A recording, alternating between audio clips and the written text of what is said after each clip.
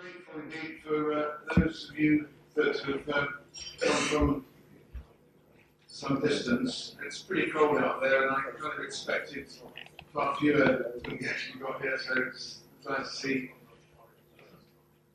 a larger number than I expected given the cold. The format's going to be extremely brief. I don't really want to take too much of your time, but the Dean, Professor Hawley, will say a few words, and she assures me it's going to be very few. So and then I will explain a little bit about the mission, the aims of the centre and its work, after which there will be something to eat, and please chat and meet people, particularly if you wish to speak to any of the representatives from other universities. Christine? Thank you very much indeed. It's really my great pleasure this evening to be able to thank you for joining us at the launch of the Open Centre. And really, I suppose I'm doing this on behalf of the Prof, which is UCL's faculty for built environment. I'd just like to say something about UCL's views about interdisciplinary work. I've just spoken a moment ago, I think, to one of the centre's partners, and how in a lot of universities at the moment there is a tremendous amount of rhetoric about interdisciplinary work. But also, we all recognise how incredibly difficult it is for these projects to materialise. So I think it's great credit to both Harry and Planning Department, but also all of the centre's partners, that this project has actually come to fruition under the funding of the Volvo Foundation and CEDA. I think it's really an extraordinary achievement, and one that not only will the Bartlett and Planning School be proud, but also I think it's one that UCL will really be proud of as well. I understand that it's going to last for 5 years. I'm assured that the value currently is 25 million kroner. Is that right, Harry? But it may fluctuate, I think, from year to year according to exchange rates. There are 10 international university partners, which is really, again, quite extraordinary. So the coordination that's required for this project, I think, will be immense. I'm also tremendously impressed at the sort of geographic range. I believe that we have representatives from Germany, from the Netherlands, from South Africa, from Hong Kong. I named but a few. I'm sorry if I haven't sort of named everybody, but I think that there is an extraordinary geographic spread. The focus of the centre is to look at mega urban transport projects and the impact that they will have economically, politically, socially, environmentally. And I think that this is a study that really hasn't been addressed and should be addressed. I think that one of the issues about the impact of these projects, which are often done for probably the best of political reasons, is that the long-term impact is not understood. And so the purpose of this exercise is really to examine in detail many of the issues that really follow on from this. I believe that there are going to be some quite innovative research techniques used, but also some quite innovative techniques for dissemination. The information that's going to be gleaned from this project will obviously be of absolutely key importance to the strategic decision makers that are involved in the transport business, but also it's going to be in the public domain. It's going to be there for the community at large, it's going to be there for local authorities, and I think that, if you like, the principle of being able to post up information that's gathered over such a long period of time for total dissemination is really extremely laudable. I'm not going to tell you any more about the detail of this. I'm going to hand over to Harry.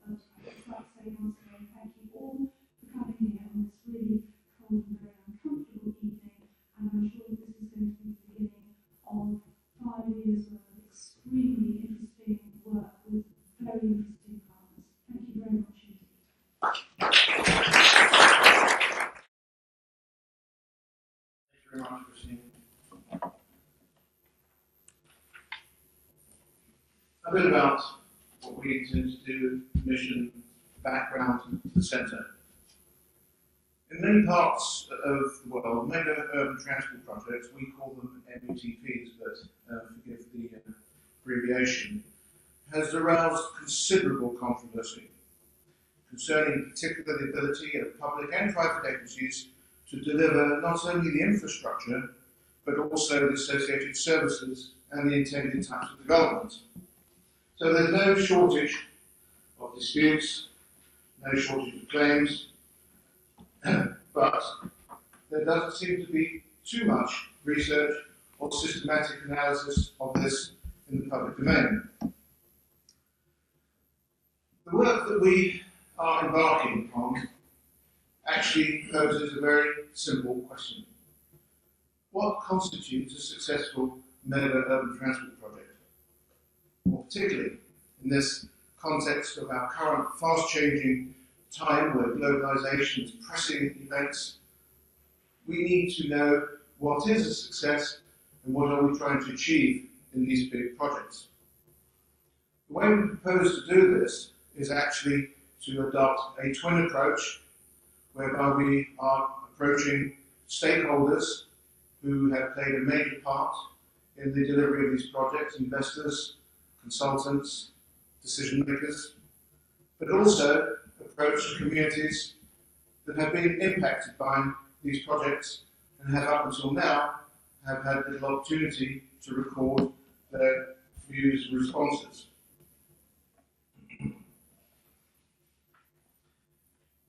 It's not surprising to hear that we place a great deal of value on the significance of context. We have 10 different countries represented here, my team at the back, my partners, and we also have a team from Taiwan and from Norway who have attended this as an observer, who hope to self-fund their participation, so it will be increased to 12, and I think I'll put an end to it there because the management task is already becoming fairly horrendous. The background. Traditionally, the success of mega transport projects have been judged on the basis of whether they have been constructed within budget, on time, and whether in fact they generate sufficient travel time savings to users and to investors. The fact of the matter is we have a very fast changing agenda upon us that go beyond those concerns today. The concerns of sustainable development, rhetoric or reality, we intend to examine this issue. Particular concerns about climate change, emissions, makes it essential, and this is not rhetoric, this is actual reality, we firmly believe this, essential to understand how these projects contribute to the wider agenda, and at the same time, if you like, to find out what governments feel about sustainable development. How committed are they to it? Do they understand the vision? And what role should mega transport projects play? What is clear in our view that there is inadequate information to date for us to come to any conclusions with evidence. There have been some very interesting pieces of work, but by and large, this broader picture of relating the deliverable and the deliverability of mega transport projects to sustainable development has not been addressed. Hasn't been addressed because I would say up until perhaps the last 5 years or so, it was considered to be too complex a task. If you go to do academic research, you have a narrow, confined area, you have a hypothesis, and you pursue with samples, and you come up with conclusions. But I think that the whole issue of climate change, for example, has made us realize that the complexity of problems should not discourage us from going in and sense-making. We are not claiming to arrive at answers. We are going to make sense of visions of sustainable development that relate to transport and visions of sustainability that perhaps are changing as we do this research. We've confined ourselves to major projects, rail links, not airports, not seaports, essentially because we feel they are different animals, different types of projects. But if we get additional funding, we intend to extend our research into airports, seaports, even in new towns. We're not confining ourselves to mega projects and transport alone. We are adopting criteria uniformly as far as we can, so that we have common definitions of what a mega transport project is and the kind of characteristics that they may have.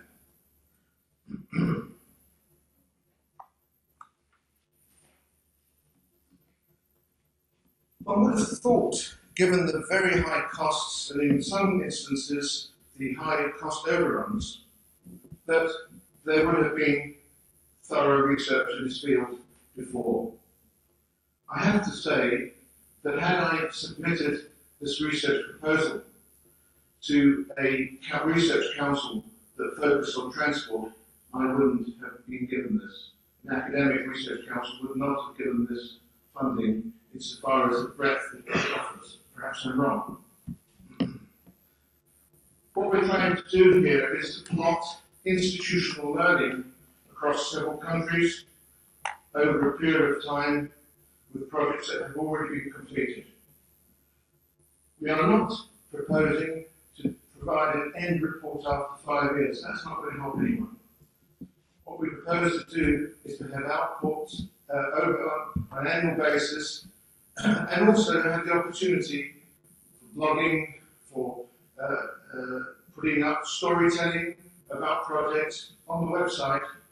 And I think they use the word sometimes. I'm blessed by having staff now who know how to deal with these computerized visualization techniques that I really have no idea. And so what we've got now is a team of people who can actually put this information I think is important and can gather this information from 10 parties and have this on the website for access, not only for the partners, but also for other parties who would be interested in investing in or pursuing interests associated with mega transport project development. So, we're building a common computerized database of completed projects.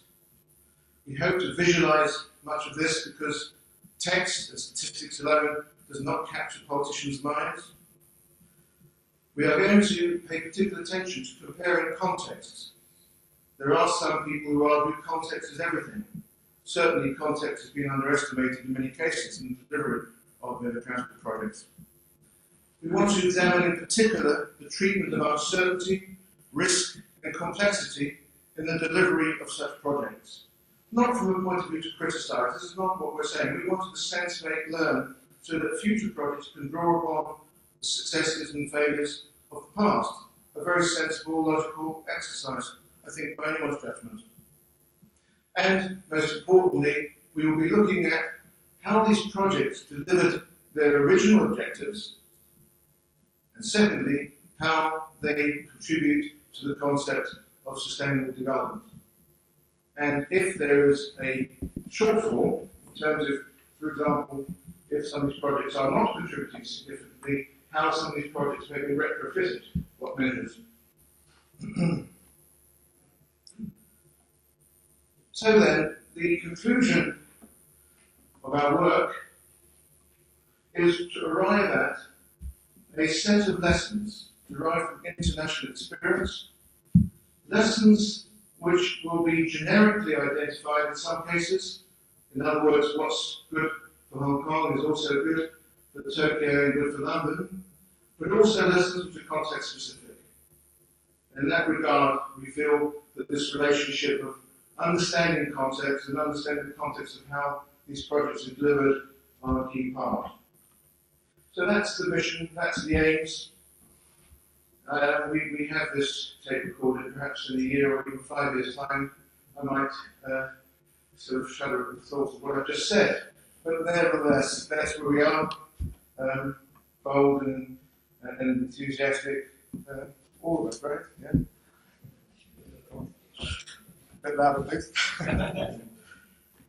Now, the Bartlett School of Planning, the home of the Omega Centre, I have to say, obviously, is very grateful for the Volvo Research and Education Foundation, and Professor Ben Cassimo apologises for his absence today, but wishes us well in our future.